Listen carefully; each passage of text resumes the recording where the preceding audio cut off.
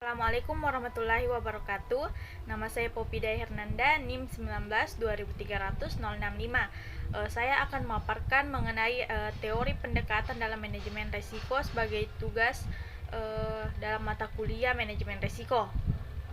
Baik, yang pertama teori pendekatan dalam manajemen risiko. Dalam mempelajari manajemen risiko, kita dapat menggunakan setidaknya dua pendekatan. Pendekatan tersebut adalah pendekatan finansial dan pendekatan non-finansial.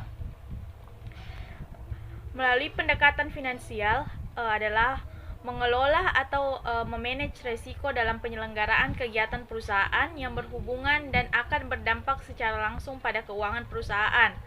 Melalui pendekatan non-finansial artinya adalah mengelola atau memanage risiko dalam menyelenggarakan kegiatan perusahaan yang tidak berhubungan dan berdampak dengan keadaan keuangan perusahaan tersebut secara langsung.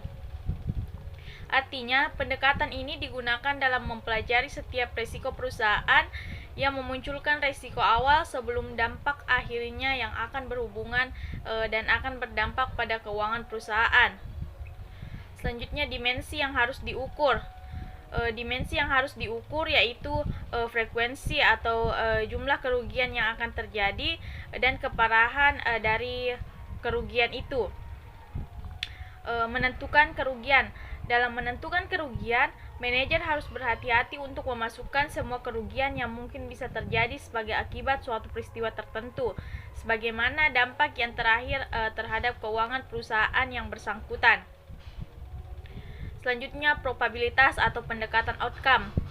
Probabilitas adalah suatu yang dipergunakan untuk mengukur tingkat terjadinya sesuatu kejadian yang acak.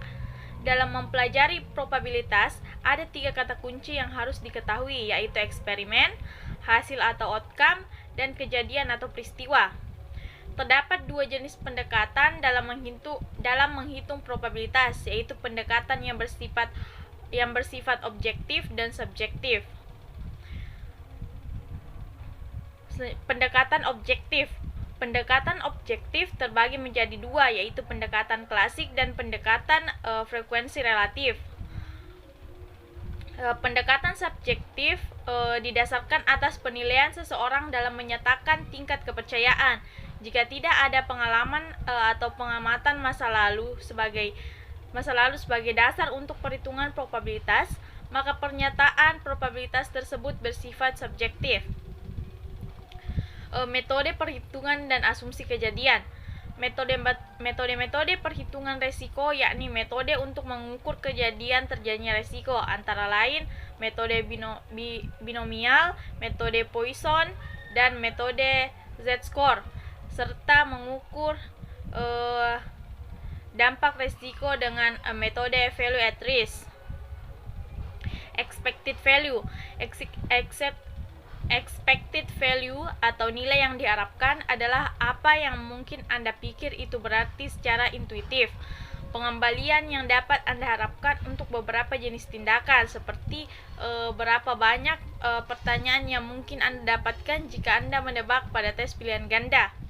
Expected value dari suatu event dapat ditentukan dengan membuat tabel untuk hasil-hasil yang mungkin diperoleh dan menilai masing-masing hasil tersebut berdasarkan probabilitasnya. Dengan menambahkan hasil dari hasil masing-masing event tersebut, dapatlah diperoleh expected value-nya. Itulah tadi penjelasan sedikit dari saya. Assalamualaikum warahmatullahi wabarakatuh.